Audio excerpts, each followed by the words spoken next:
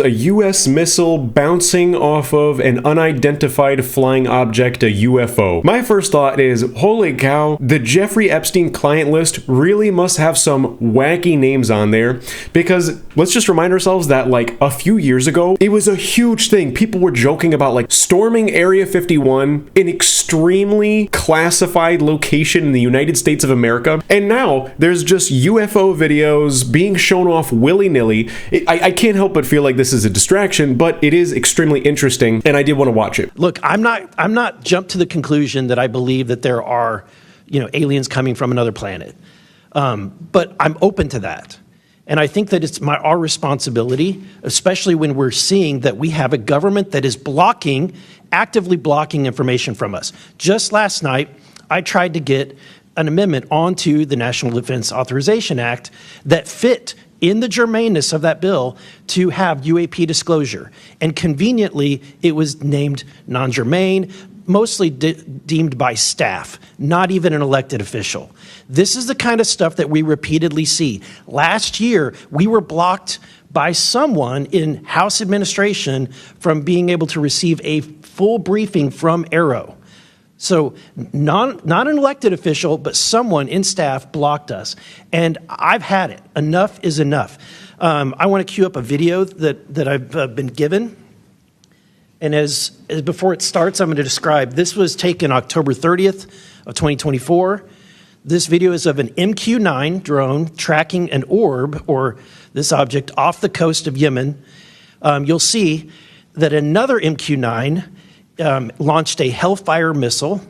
That you cannot see that drone, and so I'm not going to explain it to you. You'll see exactly what it does. One thing that is so surprising to me is, are we going to forget in the past year there were just like military drones flying everywhere and like no one would confirm information about it? And are we all just going to forget about that? It's very clear that like different countries' militaries have levitating drone technology. Everyone just forgot about that. Okay, this is the orb in question. Now, one thing to keep in mind here is this is like a screen capture, and unfortunately there is a lot of important information and data at the bottom right of the screen that you could see is cut off. It might show information like velocity or altitude or things like that, and unfortunately it's cut off, which would give us a lot more context here.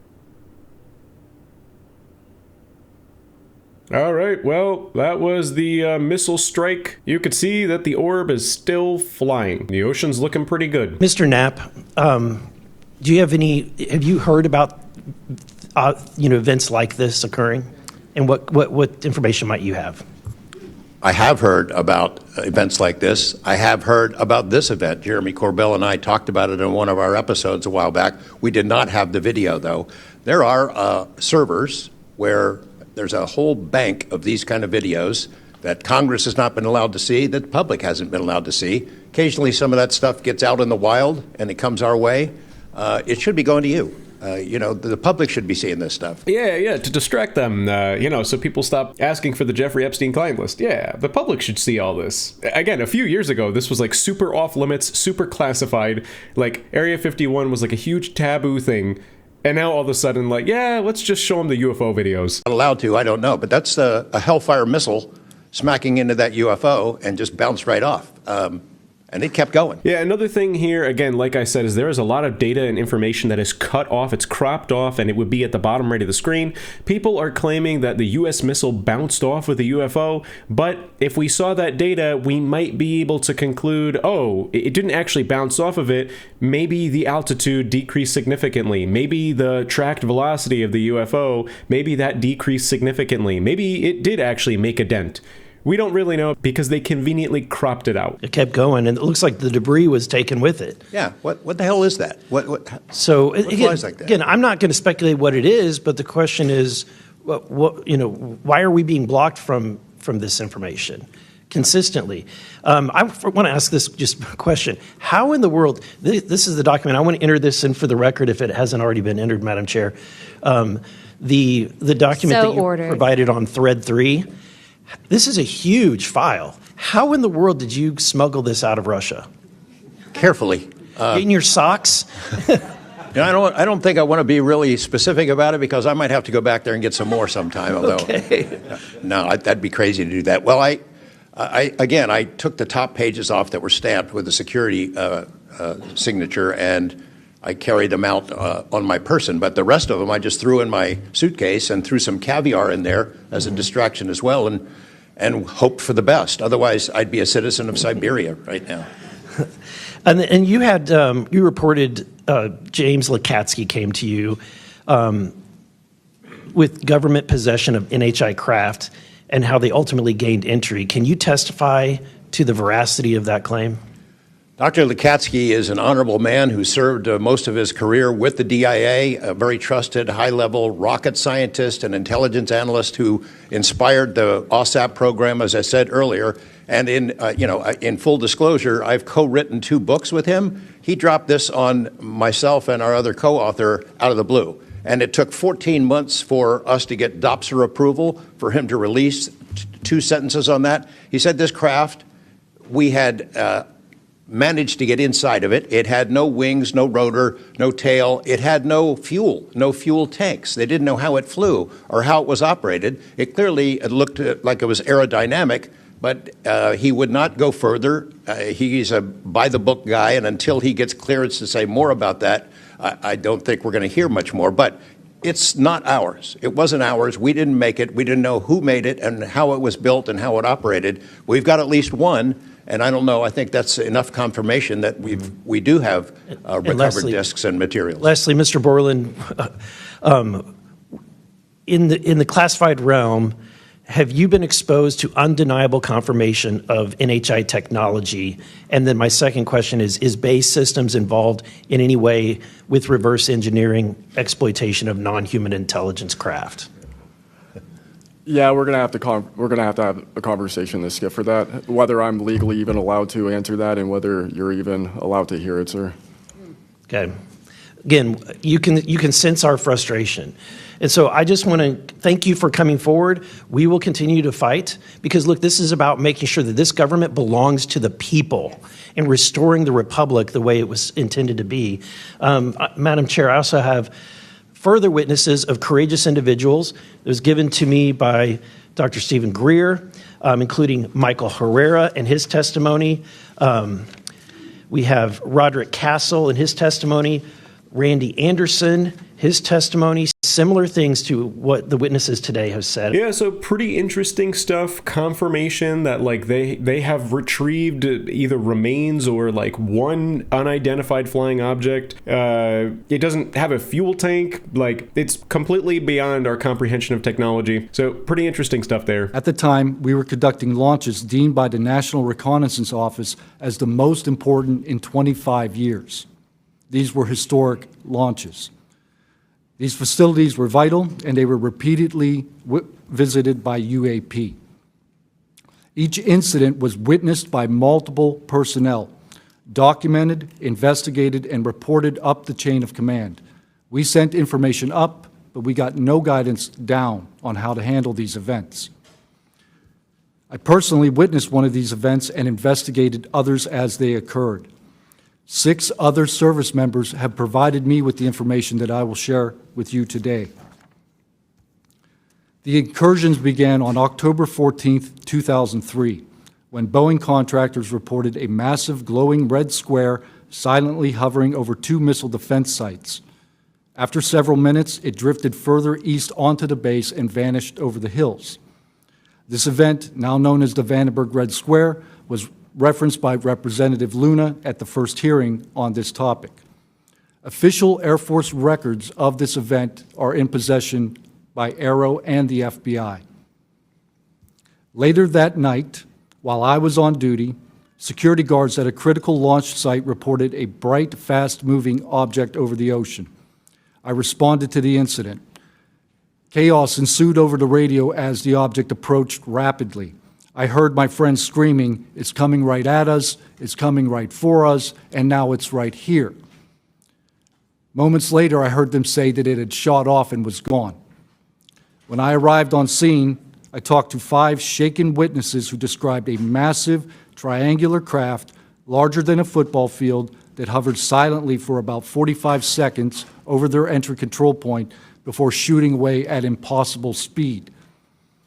About a week later, another patrol reported a light over the ocean, behaving erratically. Believing it might be an unannounced aircraft, they declared an emergency, and an armed response force responded. Before the forces could arrive, the object descended and either landed or hovered on our flight line, and then took off again at impossible speed. The witnesses to this event were threatened and intimidated afterward. They were told to keep quiet and think about what they were reporting. After that, things did get quiet until about 2005, when another patrol reported a massive triangular craft larger than a C-130 silently floating over the installation. Why are all these unidentified flying objects, why are they all like geometric shapes? Triangular, it's a cube. I don't know. I find it interesting. He watched it for a few minutes. It traveled west and disappeared into the night. And then I had my own encounter, again in 2005. I was off duty, sitting in my backyard with two other police officers when we noticed what first appeared to be a satellite in orbit, but it wasn't acting like a satellite. The light was strange, it was pulsing, and then it started to maneuver. It dropped in elevation. At times it would vanish from view and reappear in a different location in the sky, and eventually it reappeared 200 feet over my house. It was a 30-foot diameter sphere of light. My friends and I watched it for a moment, and then it gently accelerated and traveled up and disappeared into the stars. What in the world? The unidentified flying objects are trying to harass him by showing up to his house. What in the world? These events profoundly changed my life and the lives of my friends. We stand at a pivotal moment in history. The question is no longer whether these events are real, but whether we have the courage to face them. True leadership requires vision, a willingness to confront the unknown with transparency and resolve. So I ask the Congress to help we the people enact this vision. There are three goals: fund independent research and treat UAP study with the same seriousness as we would any other scientific field. 2, end secrecy and overclassification. Transparency is the foundation of truth. Without it, witnesses like us are dismissed. 3, protect the witnesses. Many stayed silent out of fear for their careers, reputations, and the safety of their families. Protect them, and you will embolden others to join this cause. These phenomena challenge our deepest assumptions about reality, consciousness, and our place in the universe. Exploring them can unlock transformative breakthroughs in technology, biology, and human understanding. Let this be the moment when America chooses courage over fear, transparency over secrecy, and progress over stagnation. Let's show the world that our nation leads not only through strength, but through fearless pursuit of the truth. Thank you. So the one thing I wonder about with all this is, like, with all these personal accounts, like, are people not at liberty to just like share a photo or video? Like, everyone has a smartphone at this point in time. Everyone has a smartphone. Like, I don't get it. Did anyone like snap a photo or get a video of some of these accounts? And like, if they do, like, are those just not able to be released right now? Mr. Borland, in your testimony, you described witnessing large triangular craft while stationed at Langley Air Force Base in 2012. Can you explain what you observed in terms of size, behavior, and why you're confident it was not conventional technology? Great question, ma'am. So on the base, I lived in the barracks. There was a little smoke pit outside. I was there on the telephone and looking across to the flight line, and I see a white light pop up and stop about 100 feet in the air. I thought it was a weather balloon. I've seen tests from there before, weeknight, normal thing, not surprising. I actually finished my cigarette and I began walking up towards the flight line. There is a track, and because I was on 3 months of night work, I would walk the track at night when we were weather down. And as I began walking towards the flight line and the track, the light then flies across the base, across the flight line, and as it flies to me, a triangle manifests around the light. I can't tell you if it's active camouflage. I can't tell you if it appeared around the light, but I can tell you that it was a white light, and then it was a triangle. It stopped about 100 feet in front of me and approximately 100 feet above me. My telephone got extremely hot, completely froze, dead. So that explains the big mystery. The unidentified flying objects have technology to disrupt the capturing devices, so that maybe explains my question as to why no one has a photo or video of any of this stuff. How thick it was. It was between 1 to 2 stories thick, equilateral triangle. I could never see the top of it, and the edges were 90 degrees. There were 4 lights in total, 1 light on each corner, and a larger light in the center, 2 to 3 times the size of the corner lights. But what was really odd was the outside. The best way to describe it is like looking at a James Webb telescope picture, where you have the colors and then the black background. So the craft itself was this black metallic flake paint, but on top of the craft was this gold, lava, plasma, some type of fluid going over and around the craft. I'm under this for about 2 to 3 minutes, and then the center light flashes 2 to 3 times, no sound, immediately shoots up to commercial jet level minimum, in my opinion. And I immediately feel static electricity all over my body, and then I smell the smell of after a thunderstorm or lightning storm, that really strong summer thunderstorm smell. Gets up to flight level. I'm trying to get my phone reset, and I can only see the center light at this point. If I didn't actually see it take off, I would have thought it was a star. And then it hovers up there, and it begins to slowly move due east out over the Atlantic Ocean. I finally got my phone reset. The entire thing was about, from the time I saw the light pop up near the hangar until it took off out over the ocean, was about 15 minutes. And following up to that question, after you disclosed this information to the Intelligence Community Inspector General, you were subject to phishing attempts and job blacklisting. How widespread do you think this is across the intelligence community for those who raise concerns regarding UAP programs? It's a difficult question to answer. I think prior to David Grush and people beginning this process of bringing people into awareness of the reality of these programs and certain things people have witnessed, probably extremely widespread. I think today there's still an issue, but because people are able to come before you and people are speaking out, I think it has been somewhat less.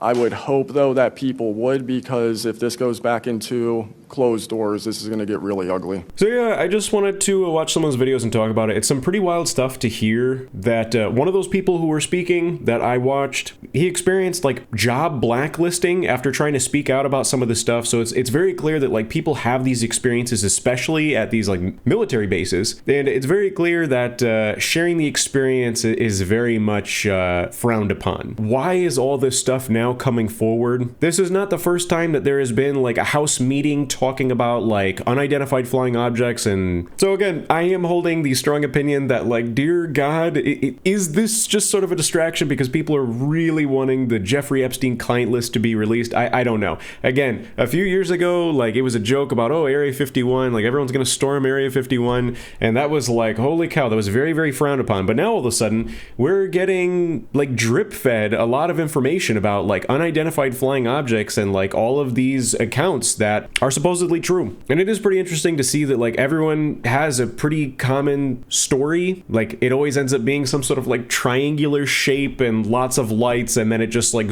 you know, technology doesn't work and then it zips away at the speed of light and, you know, never to be seen again. Anyways, just pretty interesting stuff, and I'm sure I'll make more videos about this in the future. But yeah, that's it.